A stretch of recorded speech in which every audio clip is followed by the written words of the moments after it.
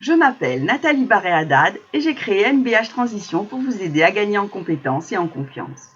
Chaque semaine, je partage avec vous mon expérience et mon expertise en management et ressources humaines pour vous aider à mieux travailler avec les autres. Aujourd'hui, présenter des excuses au travail. Vous pouvez avoir besoin de présenter vos excuses à l'un des membres de votre équipe, à votre manager, à un client. Dans une carrière professionnelle, les occasions de faire des erreurs, de commettre des maladresses embarrassantes ne sont pas rares. J'aimerais aborder avec vous deux causes principales. La première tient à notre différence. Nous sommes tous différents. Nos façons de percevoir les événements et de communiquer le sont aussi. Il n'est donc pas très étonnant que de ces différences naissent parfois des incompréhensions, de grands étonnements. Ne vous est-il jamais arrivé de dire quelque chose qui vous paraissait anodin et que votre interlocuteur le prenne mal ? Une phrase prononcée avec légèreté et qui déclenche une réaction émotionnelle que vous n'aviez pas du tout prévue ? Pour ma part, j'ai déjà vécu ce type d'expérience et j'en ai été surprise et particulièrement embarrassée au bureau. Au sein d'une organisation professionnelle, l'articulation des singularités humaines n'est jamais simple. La cohabitation dans un bureau est tout un art. Il y a naturellement des tensions qui naissent de la disparité des personnalités et des points de vue.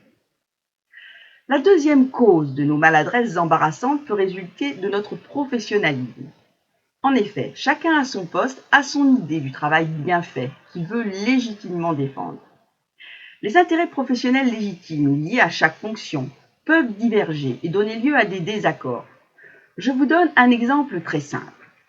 Le service recherche et développement a pour mission de faire des produits répondant scrupuleusement à un cahier des charges pour un coût de production maîtrisé.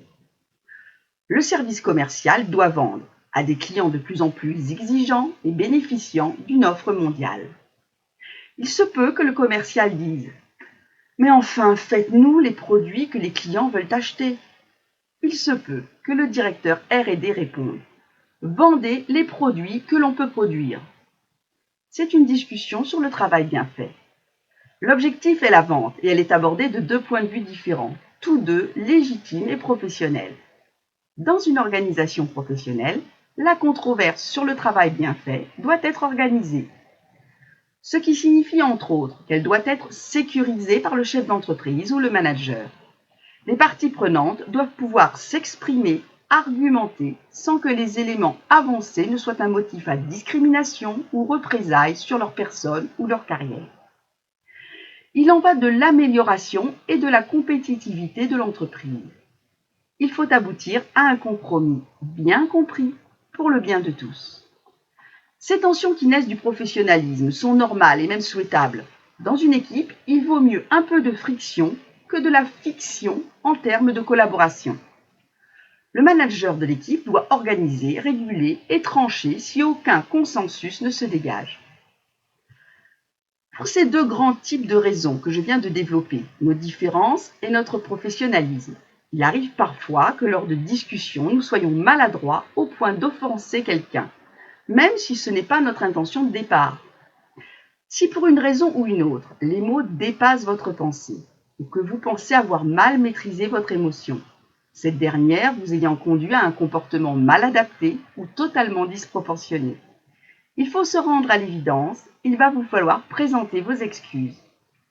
Si vous ne le faites pas, vous serez responsable de la sclérose du problème, de son amplification. Je vous rappelle les spécificités des excuses qui ont toutes les chances d'être acceptées. 1. Sincère. Ne pas faire semblant. Vous le faites parce que c'est nécessaire et juste. 2. Précise et personnelle. Assumez. Vous êtes fautif et responsable. Vous n'êtes pas là pour entendre votre collègue s'excuser aussi. 3. Choisissez le bon moment, le plus rapidement possible après l'incident, mais uniquement lorsque vous aurez maîtrisé votre émotion. 4. Tâchez d'inclure une solution pour la prochaine fois. Proposez par exemple « Pierre, je pense qu'il aurait été mieux de faire comme ça. Nous pourrions à l'avenir parler des points très complexes en tête-à-tête avant d'en parler au groupe. » Parfois, ces petits changements font toute la différence. N'oubliez jamais que la communication, c'est d'abord du respect. Voilà pour aujourd'hui. Soyez attentifs à la vie et au monde que vous vous construisez en travaillant. À la semaine prochaine.